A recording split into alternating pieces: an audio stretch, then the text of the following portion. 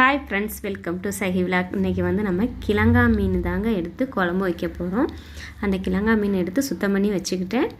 இப்போ வந்து ஒரு 20 சின்ன வெங்காயத்துக்கிட்ட மிக்ஸி ஜாரில் போட்டுக்கிட்டு 5 தக்காளி கட் பண்ணி போட்டுக்கிட்டு அந்த நடுவில் இருக்கும் இல்லையா கல், அதெல்லாம் எடுத்துகிட்டு நீக்கிட்டு போட்டிருக்கேன். இப்போ இதை ஒரு பேஸ்ட் மாதிரி அரைச்சி வச்சுக்கிடுவோம்.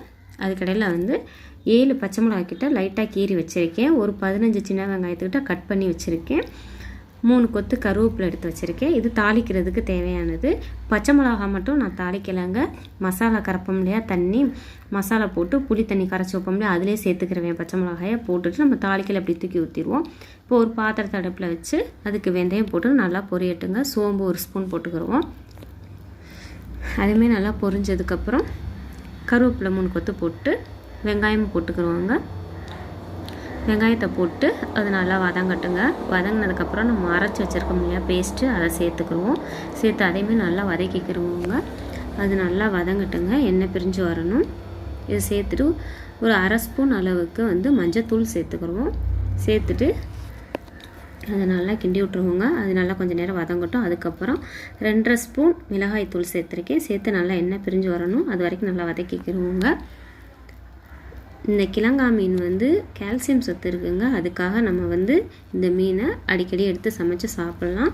நமக்கு ரொம்பவே நல்லது, உடம்புக்கு ரொம்பவே ஆரோக்கியம். அதனாடி நம்ம இந்த மீன் எடுத்து ஒரு 2 டைம், வாரத்துக்கு 2 டைம் இந்த மாதிரி எடுத்து கூட சமைச்சு சாப்பிட்லாங்க. ரொம்பவே மீனும் அருமையாக டேஸ்ட்டாக இருக்குங்க. முள்ளுமே நடுவில் மட்டும்தாங்க இருக்குது, ரொம்ப முள் இருக்காது. குழந்தைங்க கூட சாப்பிட்லாம், நல்லாயிருக்கும். கண்டிப்பாக நீங்கள் ட்ரை பண்ணுங்கள். இந்த மீன் வந்து எங்கள் வீட்டுக்காருக்கு ரொம்ப பிடிக்கும். நாங்கள் எங்கள் வீட்டில் அடிக்கடி எடுத்துருவாங்க, செய்வோம். இப்போ வந்து நல்லாவே எண்ணெய் பிரித்து வந்துச்சு. மசாலா தண்ணி சேர்த்துக்கிடுவோம். சேர்த்துட்டு அதுக்கு தேவையான உப்பு போட்டு நம்ம மூடி வச்சிடலாம். கொதி வரட்டும். இந்த வீடியோ உங்களுக்கு பிடிச்சிருக்குன்னு நினைக்கிறேன். பிடிச்சிருந்தா நம்ம சேனலை சப்ஸ்கிரைப் பண்ணுங்கள், லைக் பண்ணுங்கள், கமெண்ட் பண்ணுங்கள். உங்கள் ஃப்ரெண்ட்ஸ் அண்ட் ஃபேமிலிக்கு ஷேர் பண்ணி விடுங்க. இப்போ ஒரு மூடி வச்சாச்சுங்க. கொதி வரட்டும். கொதி வந்தோடனே மீனை போட்டுக்கிடுவோம். மீன் வந்து உடையாமல் இருக்கிறதுக்கு ஒரு டிப்ஸு சொல்கிறேங்க. மீன் போடுறோம் இல்லையா, கொதி வந்ததுக்கப்புறம் போட்டுட்டு ஒரு 5 நிமிஷம் நல்லா கொதிக்க விடுங்க. கொதிச்சுட்டு அடுப்பை ஆஃப் பண்ணிடுங்க. ஆஃப் பண்ணி ஒரு 1/2 மணி நேரம் கழித்து திரும்ப அடுப்பை பற்ற வச்சு அந்த குழம்பையே சூடு பண்ணுங்கள். நல்லா கொதி வந்ததுக்கப்புறம் சிம்மில் போட்டு ஒரு 1/2 மணி நேரத்துக்கு நல்லா வற்ற விடுங்க. ரொம்பவே டேஸ்ட்டு செம்மையாக இருக்கும், ரொம்ப அருமையாக இருக்கும்.